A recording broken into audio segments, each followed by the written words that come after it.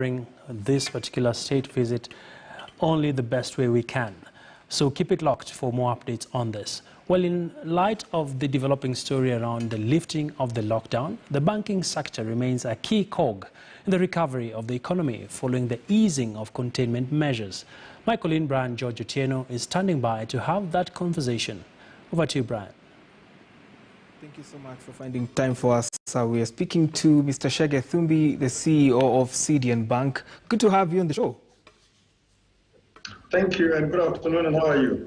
Keeping well, sir. So we just want to dive right into the conversation in the banking sector right now, but with particular focus on CDN Bank. And looking at the 2021 financial results, would you tell us how the bank has performed and how you are able to, get by during these tough times, especially now that we are facing the lockdown and so many job losses? I think when you look at our performance so far, starting from 2020 and going forward to 2021, the pandemic last year, of course, created many challenges for everyone in the country, everyone in the sector, the banking sector, and of course around the world. For us as CDN Bank, our focus, as you know from the history of the bank, we are an SME bank focusing on the small, medium enterprises, as well as the micro customers spread across the country in our 42 branches. So when the pandemic came in last year, it did affect our number of our customers, especially those in the hospitality sector as well as schools. But generally, the other sectors, we were not affected much. Our focus has been a lot more on trade finance solutions. Trade in the sense that we're supporting customers with specific contracts that they need to execute and continue supporting the economy. So as an example, if, for example, I talk about the infrastructure projects, some of our customers who are spread across the country supporting the big contractors, most of those projects has continued, and therefore the performance of those, especially the donor-funded projects, continued, especially after the lockdown was removed sometime towards that quarter of last year. So if you look at our numbers, we did perform well, focusing on short-term lendings and structured trade finance solutions that sometimes do not entail the traditional way of giving just overdrafts or working capital, but structured solutions around trade finance. And that has been our flagship in the last 3 or 4 years. That has continued to help the bank support the customers across all different sectors in the country. So briefly looking at 2021, we started the year strong as the government continued implementing various infrastructure projects, but also our customers taking advantage of the opportunities that exist in the market. For example, despite the challenges people have to eat, we have a lot of our customers who are doing trade business across the country, whether they are shopkeepers, whether they are hardware shops, whether they are people doing logistics, moving agricultural products from the farms to the shops, to the supermarkets. Those are our type of customers that we continue to support daily with short-term funding, with the solutions that we listen to each and every customer and are able to structure products to suit their requirements. And also small contractors, SMEs that are supporting the large contractors in different sectors of the economy. Thank you for painting that picture for us and giving us sort of a portfolio of the businesses that you finance. And trade finance has remained a flagship product for CDN Bank. But you have another fund called the WASH Fund. Would you tell us more about this, please? So WASH is water and sanitation projects. So anywhere you have water, water is life, as we all know. Sure. With the pandemic, for example, we have many areas where we have seen, including the Nairobi metropolitan, they're supplying water to various informal settlements around in Nairobi. But as a bank, we then supplement or complement what the government and other donors are doing.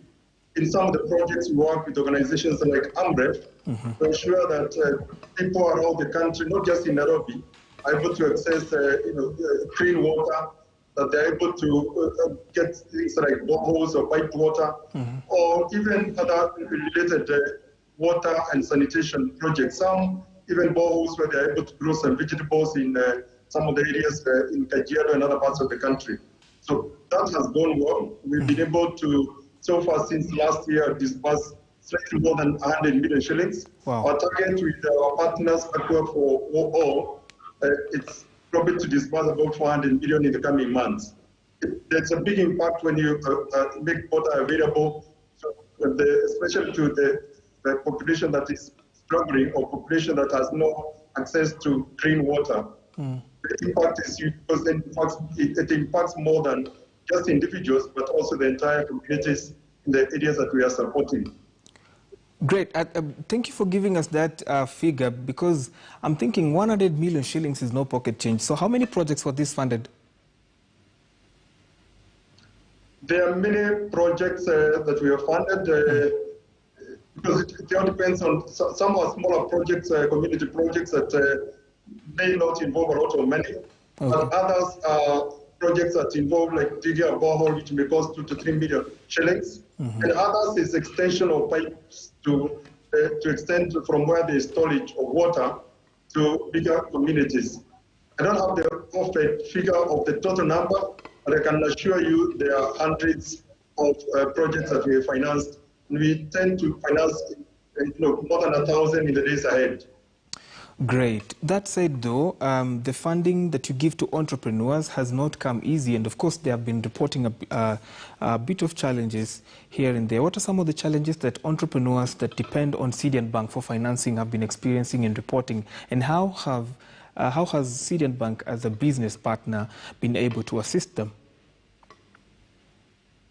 So SMEs or entrepreneurs, the biggest challenge sometimes they face is access to credit. And when they face these challenges, for us as Cedian Bank, what we have done is then to try and figure out, many of them do not have security, which traditional banks have always asked for.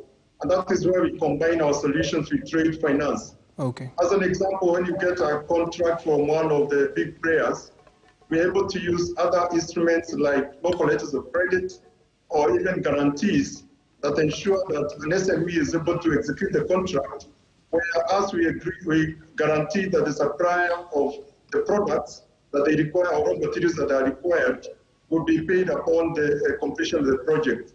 A good example for us where we partnered with one of our SMEs is, for example, the execution of a COVID center that was funded by the donors around Nairobi Hospital. So we were able to support that customer with different solutions mixed, where we guarantee, for example, the supply of steel or supply of cement, and where they need to pay workers, we're able to give them money, be able to pay workers, even as they wait for payment from their main client who had contracted that project. And that applies also to many other projects that we support SMEs. When they are supplying products, we are able to guarantee their main supplier, where we ensure that once they supply the products, they're also paid and we recover our money. So it's a mix of different solutions depending on every SME requirements. We have our own open door policy where we listen to the customers. We are able to tailor-make the solutions for different SMEs. Okay. And where there are challenges, we try to look for solutions to ensure that they succeed in their businesses. If you go, for example, in our new branch in Gikomba, we're able to help even the traders who are importing goods from China or other countries, where we're able to give them even secure facilities. But they have to ensure that as we give them those products, help them to clear at the customs or even pay for duties, eventually when they sell, they're able to pay back. And we have seen a lot of confidence with the customers where we support them during these difficult times, because it's a question of working together, supporting them, and listening to them, and being there with them even when times are difficult. Of course, there are many other SMEs who face challenges of delayed payments from their counterparties. It could be county government, could be the government, it could be other entities that are also facing challenges. And in those situations, then we're able to work for solutions where we extend moratoriums or we extend additional facilities and help the customers to diversify their business so that they're also not dependent on one client as they do their business. Wow, fair enough. Let's now shift focus back to Cedian Bank as an institution. And we've had a lot of disruptions coming by COVID. Of course, perhaps you couldn't have all your employees working on site. What is the post-COVID recovery mechanism for CDN Bank? So for CDN Bank, what we have been doing this pandemic, we spread most of our teams, especially in head office, into two teams, Team A's and Team B's. None of these teams work together during this particular period. So they're either based in branches closer to their homes, or others are based in locations that are away from head office. And so far, what we have seen is despite the cases that we have had in the bank, we thank God that none of them has, all of them have recovered. Those who are still in, they're recovering well. But we have with our business continuity program, we've been able to serve our customers uninterrupted through even digital channels and physically in our branches as well as in the head office. And as we move forward, this is a big lesson for us that with the COVID, what we have learned is we can serve our customers closer to where they operate because we can have business teams closer to where the customers are. And also, we can also use technology to serve them. As an example, what we introduced earlier last year, CDN Credible, that allows customers to be able to access things like billboards directly from their offices or their homes without coming to our office. And that is straight through. So when they are tendering for any business, they can apply for these big bonds online, whether they are our own customers or even on customers, we are allowing them to be able to use this online solution. It makes it easy for customers to then be able to bid for contracts in parastatus government, the government, and also access us through technology, whether it's telephone, and if there's a physical requirement, they can choose which branch they want to be served across the country. So for us, it's a wake-up call, but also we have been able to adapt very well with the challenges that have been brought by COVID. Of course, the world of work is changing. Like today, for example, this call we're doing through Zoom. So same case tomorrow we can do, and we are doing similar calls with customers where we can support them and interact with them and provide solutions. Digital banking has greatly improved in the bank, and we continue to do even better. Customers can do almost 99% of the transactions without necessarily coming or interacting physically with our staff across the entire bank in the country. Great, thank you. Because you have alluded to the digital transactions that are happening right now, how are you making them safe for the customer so that they do not fall prey to any, online scams or perhaps cybercrime and stand losing their money, especially at such hard times? How do you make the internet banking safe for the client? For us, we put solutions that make sure that the customer and the bank is protected. We've invested heavily in different solutions in cyber security in the bank. Okay. Some of the solutions, for example, we can assure our customers is there's no transaction that any customer can complete unless, for example, they get a one-time password that confirms that really we are dealing with the right customer. Even if you change your phone today and you're one of our customers, you'll not be able to transact because we have kept specific information about your phone in our systems. That device is known by our systems, and anytime there's a change, then we'll ensure that anybody holding that phone illegally or wrongly cannot penetrate our systems in any way. What I can assure our customers is our systems are safe, secure. We have 24/7 monitoring, including sending real-time alerts on any transaction that happens in the customer's account at any given time. As we put this matter to rest, let's talk about the regulator and their role in enabling, just the general banking sector to stay afloat at such hard times. What has the government done to support not just CDN Bank, but generally the banking sector really to stand during these times? I think one of the biggest support that we got, especially from Central Bank last year, and that continues, is the first one, of course, the reduction in the cash reserve ratio that allowed for the entire banking sector up to 35 billion to be available for onward lending to our customers instead of holding it in the Central Bank. And that 5 billion is not a small amount of money, especially when you look at SMEs. When they get that kind of money, they can continue doing their business. The second support that we got from Central Bank and the government at large is that the customers that were facing challenges, they were allowed up to 1 year to be able to get their facilities restructured, or facilities getting moratoriums, or facilities being looked at when they don't have cash flow, that the banks are not forcing customers to pay, or even being listed in CRB, or facilities being called out. That has been a great initiative by the government and Central Bank, and we are grateful that the governor has taken that initiatives.